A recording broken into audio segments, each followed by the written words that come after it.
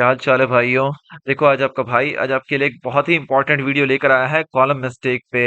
हम लोग सबको ही जानते हैं फ्रेम स्ट्रक्चर का मतलब है कॉलम और बीम। कॉलम और बीम ही होता है जो मेन लोड अपना लेता है, राइट। सो कॉलम और बीम का फिट होना बहुत ही जरूरी है। सो आज मैं ऐसी 5 कॉमन मिस्टेक्स बताऊंगा आपको जो कि लोग जाने अनजाने में या फिर सुपरविजन की कमी की वजह से कर जाते हैं साइट पे। और इसके वजह से कितना बड़ा नुकसान हो सकता है ना, आज मैं इन सारी चीजों के बारे में आपको बताऊंगा। तो चलो बिना देर किए हुए स्टार्ट करते हैं अपनी वीडियो को। और देखो, स्टार्ट करने से पहले मैं एक बात जरूर से आप लोगों को बता दूं कि ये वीडियो अपने फ्रेशर्स के लिए, साइट इंजीनियर्स के लिए या फिर हर उस इंसान के लिए जो कि घर का कंस्ट्रक्शन करवा रहा होता है, बहुत इंपॉर्टेंट है। घर का कंस्ट्रक्शन जानते हो कोई भी करवाता रहता है, जी फ्लोर का या फिर G+1 फ्लोर का, हर आदमी करवाता रहता है। सो बहुत जरूरी होता है कि ये बेसिक नॉलेज हो हर इंसान के पास। ठीक है, तो चलो स्टार्ट करते हैं अपना वीडियो। देखो भाइयों, अपना जो सबसे पहला मिस्टेक है ना, वो शटरिंग मिस्टेक है। और देखो, ऐसे मिस्टेक में ना फायदा सिर्फ और सिर्फ कॉन्ट्रैक्टर को होता है और हाउस ओनर को सिर्फ और सिर्फ नुकसान होता है। कैसे, वो समझो। देखो, यहाँ पे आप एक सामने कॉलम देख सकते हो जिससे कि स्टील बाहर की तरफ निकला हुआ है और दोनों साइड पे इसके ब्रिक मेसनरी किया हुआ है। तो आप एक लॉजिकल रीजन सोचो कि अब इस हालत में अगर कॉलम को कास्ट करना है तो शटरिंग कहाँ पे लगाएगा। शटरिंग ऑब्वियस सी बात है, जो इसका दो साइड बचा हुआ है, एक हम लोग जो सामने से देख रहे हैं और एक दूसरा साइड अपोजिट साइड का, वो जो दो साइड बचा हुआ है सिर्फ वहीं पे शटरिंग लगेगा और बाकी दोनों साइड पे ब्रिक मेसनरी से घिरा हुआ है, यानी एक काइंड ऑफ शटरिंग सपोर्ट मिला हुआ है उसको। सो सिर्फ दो साइड पे अपना शटरिंग होना है। अब जब दो साइड पे सिर्फ शटरिंग होना है तो कॉलम बनाते वक्त क्या होता है, चारों साइड से शटरिंग क्या आता है। जब यहाँ पे दोनों साइड से ब्रिक मेसनरी हो गया है तो दो साइड का शटरिंग का जो टाइम जो रहेगा, जो लेबर कॉस्ट जो होता, वो कॉन्ट्रैक्टर को बच गया, यानी कॉन्ट्रैक्टर का फायदा है। और होम ओनर का कैसे नुकसान हुआ? होम ओनर का ऐसे नुकसान है ना कि दोनों साइड से कॉन्ट्रैक्टर ने ब्रिक मेसनरी कर दिया है। अब क्या होगा कि ब्रिक हमारा, देखो क्या है ना कि वो वाटर अब्जॉर्प्शन कैपेसिटी होता है इसमें। अब मान लो कॉन्ट्रैक्टर दोनों साइड से शटरिंग कर भी देता है और फिर उसके बाद कंक्रीट डालना शुरू करता है उसमें। अब कंक्रीट डालना शुरू करेगा तो उसमें ऑब्वियस सी बात है स्लरी होता है। अब स्लरी है तो ब्रिक उसको अब्जॉर्ब कर लेगा और उसकी वजह से कंक्रीट अपना प्रॉपर स्ट्रेंथ नहीं अचीव कर पाएगा। ये तो हो गया एक पहला नुकसान। फिर दूसरा नुकसान क्या होता है कि वाटर कंटेंट, ये जो स्लरी था जिसको ब्रिक ने अब्सॉर्ब कर लिया, अब उसकी वजह से क्या होता है, वाटर कंटेंट की कमी हो जाती है कंक्रीट में और उसकी वजह से जल्दी आपको श्रिंकेज क्रैक दिख जाएगा। गर्मियों के रीजन्स में अगर आप कास्टिंग कर रहे हो तो आपको 16 से 18 घंटा या फिर हार्डली टू हार्डली 20 घंटे के अंदर में ही श्रिंकेज क्रैकिंग दिख जाएगी। इसलिए कभी भी अगर आपका कॉन्ट्रैक्टर आपका बोलता है कि पहले क्या ब्रिक मेसनरी कर देता हूँ और उसके बाद कॉलम की कास्टिंग कर देंगे, सो उसको कभी भी इस तरीके से काम मत करने देना। देखो भाइयों, अपना दूसरा जो कि बहुत ही बड़ा मिस्टेक होता है ना, वो क्या होता है कि जो स्टिरअप लगाया जाता है, जो स्टिरअप लगाते हैं हम लोग वर्टिकल बार्स में, और उसका जो हुक बनता है, उस हुक को हम लोग छोड़ देते हैं 90 डिग्री पे ही। वो 90 डिग्री पे हुक नहीं रहना चाहिए, जबकि 135 डिग्री आईएस कोड रिकमेंड करता है। 135 डिग्री पे उसको बेंड करके रखो। 135 डिग्री पे बेंड करने का क्या रीजन है कि सेस्मिक लोड जब भी आएगा ना, जब भी हॉरिजॉन्टल फोर्सेस आएगा कॉलम पे, कॉलम उसको बर्दाश्त कर सकेगा। अगर 90 डिग्री पे बेंड रहेगा तो क्या होगा कि कॉलम में फेलियर आ जाएगा, कॉलम क्रैक कर जाएगा, स्टील उसको झेल नहीं पाएगा। अगर 135 डिग्री पे बेंड रहेगा तो सीस्मिक फोर्सेस को झेल जाएगा, यानी हॉरिजॉन्टल फोर्सेस को वो बियर कर लेगा। सो इसीलिए 135 डिग्री पे उसको बेंड करवाना बहुत ही जरूरी है।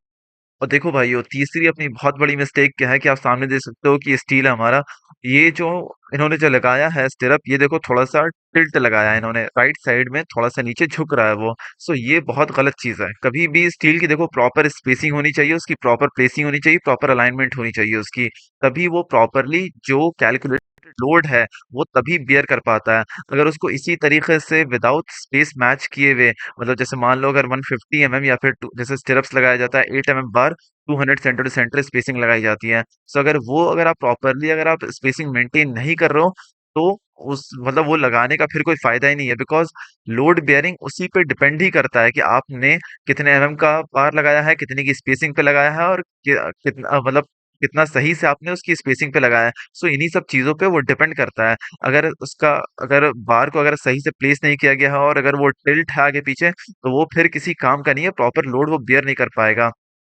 अपनी चौथी चौथी अपनी बहुत बड़ी जो कि मिस्टेक देखी जाती है ना साइड पे, वो ये होती है कि सेम लेवल लैपिंग कर दी जाती है कॉलम बार्स की। अपनी जो भी लैपिंग बार्स आ रही होती है कॉलम में, हम लोग सेम लेवल पे लैप कर देते हैं। और वो लैपिंग बहुत ही गलत है, बहुत ही ज्यादा गलत है। देखो, सेम लैपिंग का मतलब है ना कि सारा का सारा वीक जोन एक ही जगह पे आ जाना है, जबकि बिल्कुल ये गलत चीज है। हमने एक कॉलम में जब भी लैप करना होता है तो स्टैगर्ड लैपिंग दी जाती है, ना कि सेम लेवल लैपिंग। आप यहाँ पे भी देख सकते हो कि अपना कॉलम बार आप देख सकते हो कि चारों का चारा सरिया एक जगह पे कटा हुआ है। कभी भी एक जगह पे सरिया नहीं कटा हुआ होना चाहिए, जबकि दो, जैसे अगर चार सरिया दिए हो तो दो सरिया एक लेवल पे रहेगा, और अगला दो सरिया 1 मीटर छोड़ के ऊपर, या फिर 1.5 मीटर छोड़ के उसके ऊपर उसकी कटिंग लेंथ वहां तक जानी चाहिए। सो मतलब सेम लेवल की लैपिंग कभी भी आनी नहीं चाहिए, नहीं तो सारा लैपिंग जोन अपना वीक जोन होता है। सेम लेवल लैपिंग रहेगा तो सारा का सारा वीक जोन एक जगह पे आ जाएगा। इसीलिए हमेशा स्टैगर्ड लैपिंग करते हैं। देखो भाइयों, पांचवी मिस्टेक तो ऐसी है ना जो कि रूरल प्रोजेक्ट्स में बहुत देखी जाती है, बहुत ज्यादा देखने को मिलता है। और इसकी वजह से क्या होता है ना, हमेशा कॉस्ट इंक्रीज कर जाता है प्रोजेक्ट का। ये कैसा मिस्टेक है? ये शटरिंग मिस्टेक है। आप सामने देख सकते हो कि एक कॉलम कास्ट हुआ था, मैं उसको नीचे का पोर्शन दिखा रहा हूँ जो कि कास्ट हुआ था, ठीक है। ये देखो, यहाँ पे हमें ये दिख रहा है कि ब्रिक मेसनरी से बाहर थोड़ा-सा हमें कंक्रीट का सरफेस दिख रहा है, ठीक है? अभी क्या हुआ है ना कि जो इन्होंने कॉलम कास्ट किया, ये देखो, थोड़ा-सा हमें ब्रिक मेसनरी के बाहर 1 इंच का हमें एक्स्ट्रा कंक्रीट बाहर में दिख रहा है।